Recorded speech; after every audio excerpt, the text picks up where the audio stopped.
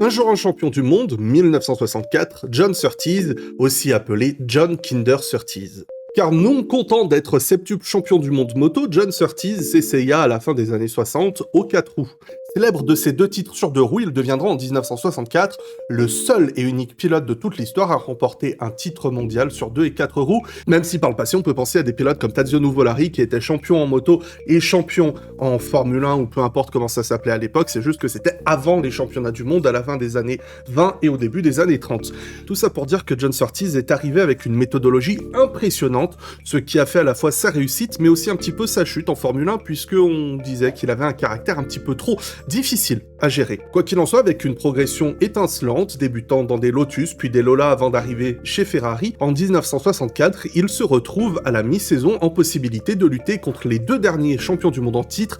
Jim Clark et Graham Hill. Les 3 Britanniques se livreront un duel intense qui verra une conclusion au Grand Prix du Mexique qui figure parmi les plus incroyables climax de l'histoire de la Formule 1 puisque avec les 3 pilotes en lice pour le titre, c'était plutôt tendu. Le favori Graham Hill a été plus ou moins mis hors course par l'équipier de John Surtees pendant l'épreuve suite à une collision, alors que Jim Clark, qui se retrouvait du coup le second favori qui a mené tous les tours de l'épreuve, a abandonné